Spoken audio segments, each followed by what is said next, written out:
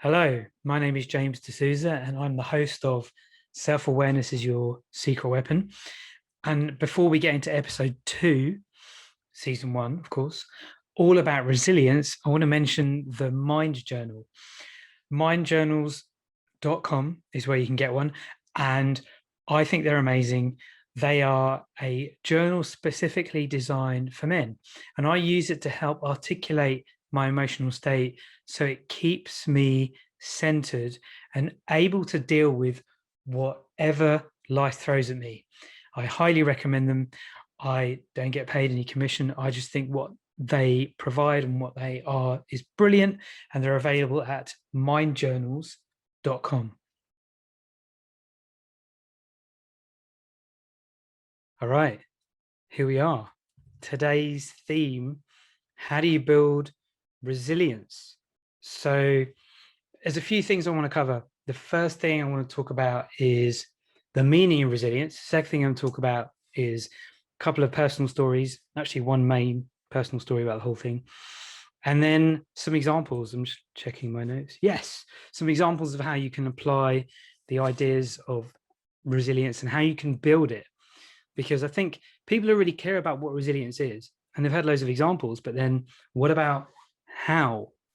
How do you actually create resilience in whatever area of life that you're thinking about? So let's start with what resilience means. So when I looked it up, it was very much about toughness, recovery from some challenging circumstances. And it was actually, let me see what I wrote is this: how quickly you recover from difficulties. That was a definition on Google.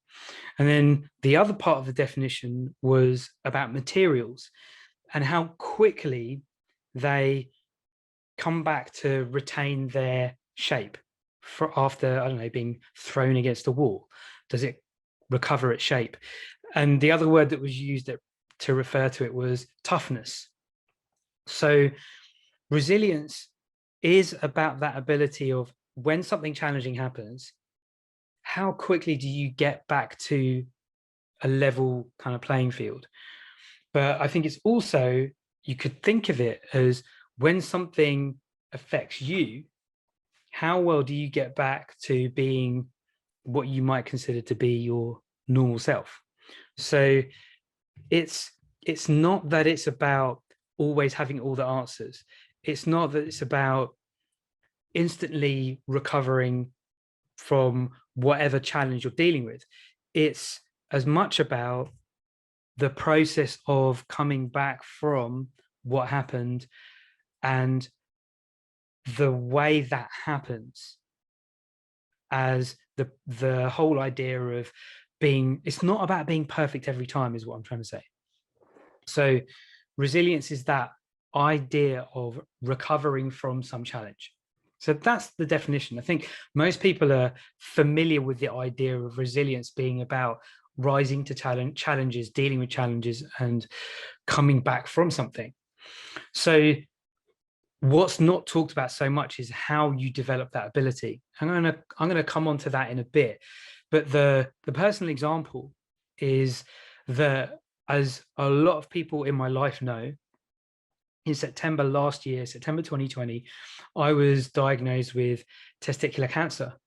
And yes, it came as a big surprise. Yes, it was caught really early. I had surgery, and I didn't need chemo. And now I'm under surveillance and monitoring, and I've been 6 months cancer-free now. So when, and I share that not to say that I'm some amazing person, but more to illustrate the idea of resilience. And I'm going to come into how that, I think that sense of resilience and being able to recover and deal with challenges got created in a bit. But I think I have every single reason under the sun to be negative and annoyed and properly bitter and twisted, and I'm not. And I put that down to creating this sense of resilience, developing resilience for myself. because sometimes I forget what happened. I've moved forward from it, which I think is something that resilience relates to. So in having a challenging circumstance going on for me, acknowledging what was going on and dealing with it every step of the way, and then moving forward, I think is what's keeping me going. So the a lot of people have told me, I had friends who said to me, that's amazing how you are, you're dealing with it really well. It's an example of resilience. Now, whatever you've got going on might not be as challenging as that, or it might not seem as challenging as that on the outside, but for you, it could be. Whatever it is you're dealing with, maybe you're trying to find a great job. Maybe you're trying to find a relationship and create a relationship. Maybe you've got really super difficult exams coming up, as I know a lot of the pupils that I teach are dealing with. Maybe you're not sure about what you want to do with your future, but maybe something challenging has happened in your family, like you've had a family member pass away, or whatever it is, whatever circumstance it is, your ability to deal with it is what resilience really is. And I recorded a video last October after the surgery, and it's on my Instagram, which is, my handle is at James D'Souza 76, JamesDSouza 76. And I recorded a video called You're Stronger Than You Know. And that's something that I think is really important to bear in mind. We are all stronger than we might initially think. When we're faced with challenging circumstances, whatever they might be, we are called to be the best version of ourselves, in my opinion. And resilience could also almost be considered that call to step up. When I got my diagnosis, I realized I was faced with a choice. I could be really upset and stay upset and angry and frustrated and all of that, or acknowledge that that's what I was feeling and deal with the facts. So, and that's what I chose. It was really a stark choice, like this or this. What am I going to choose? And choosing every moment, or knowing that I had that choice every moment, was certainly something that helped me. And I would suggest that something that could help you with the circumstances that you're dealing with, whatever they might be.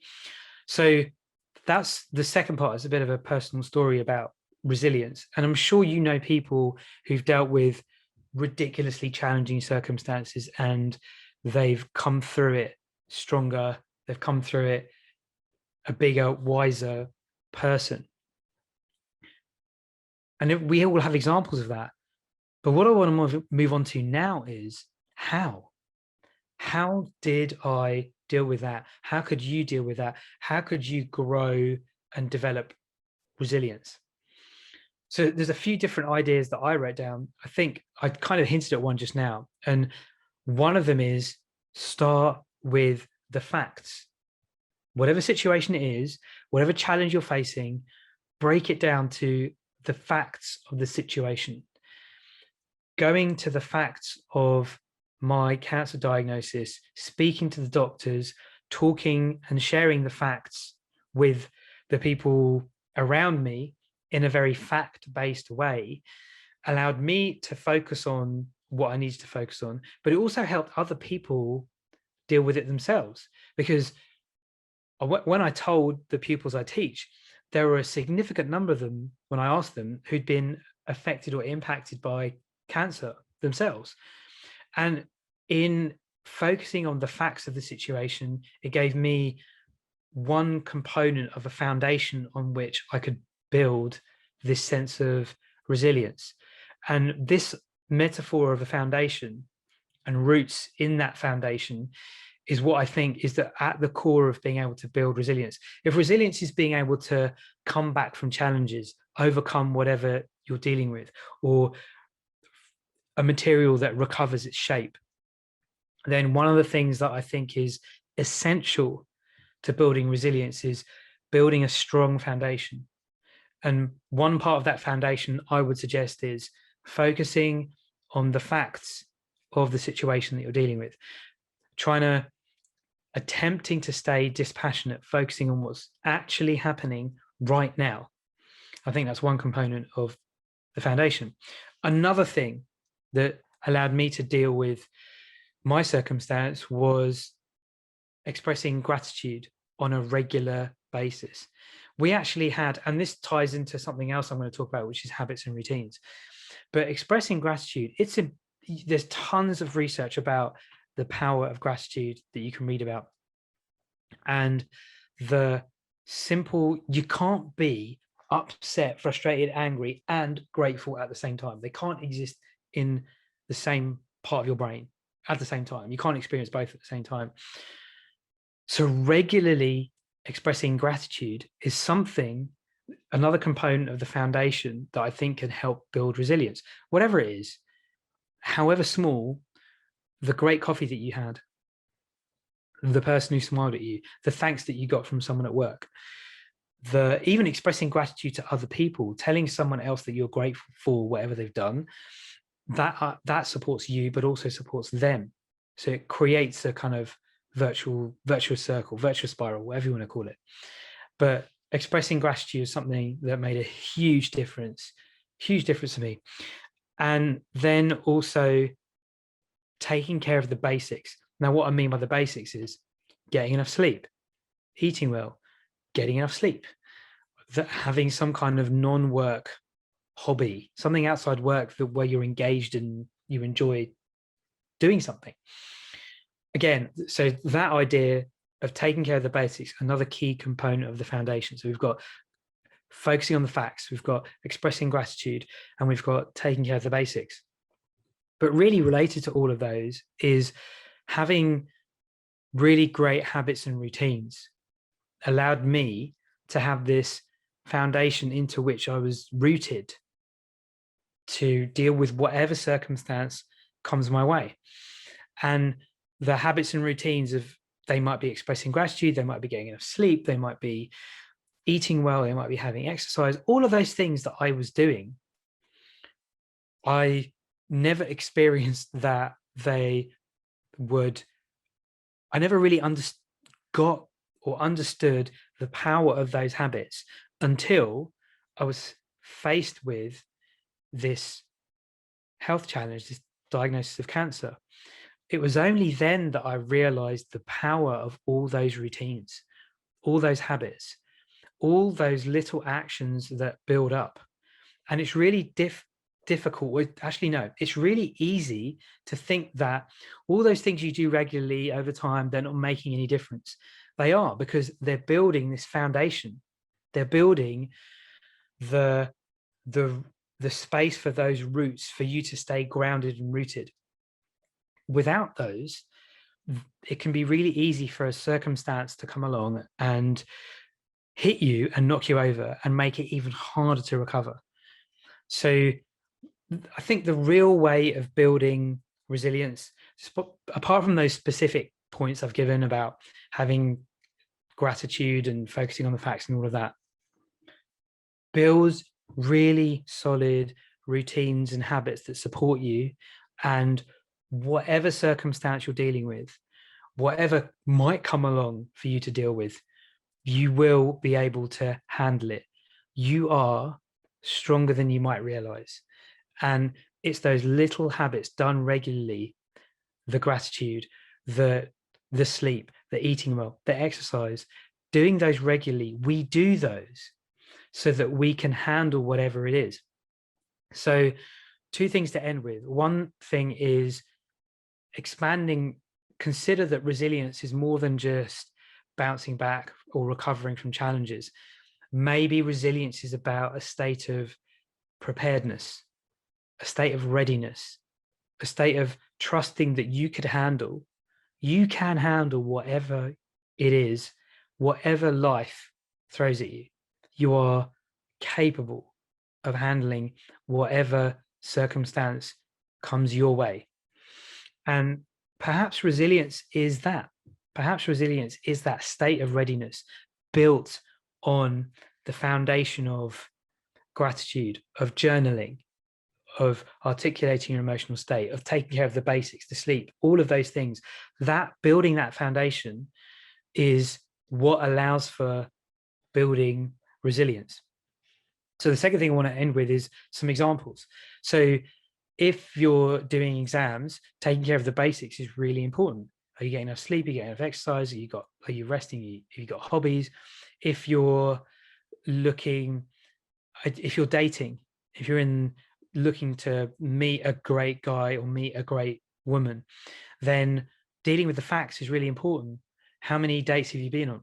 How many women or men have you complimented? What actions are you taking? Tell the truth to yourself about what actions you're taking. It's only when you start telling the truth about your situation that you can start making something else happen. And maybe another example could be if you're trying to lose weight and you've started, stopped, changed, whatever, then the habits, building the foundation of a meal plan means that if if you're tempted at work with loads of chocolate, certainly I am, there's loads of chocolate at work or biscuits, but because I take food in, because I know what I'm going to eat, it's easier for me to say no to them and actually stay on track. And even if I did eat chocolate or I did do something, I can acknowledge it, tell the truth about it, and then move forward. That's kind of what resilience is. How quickly do you get yourself back on track? So things like that can really help. If you've got any other ideas, let me know. You can send me an email at hello@jamesdesouza, JamesDesouza.com, hello@jamesdesouza.com, or follow me on Instagram at JamesDesouza76 and find the video about resilience and leave a comment, or leave a comment on wherever you find this video or wherever you're listening to this podcast. Thank you for listening and engaging with this episode of Self-Awareness is Your Secret Weapon. If you like what you've heard and you'd like to spend a bit more time thinking and taking action on the ideas and maybe slowing it down, then consider joining my email list. If you go to the URL in the corner, you should be able to see it there, selfawareness.jamesdesouza.com/secret weapon. That's self-awareness, all spelled out, .jamesdesouza, JamesDesouza.com/secret weapon, again, all spelled out.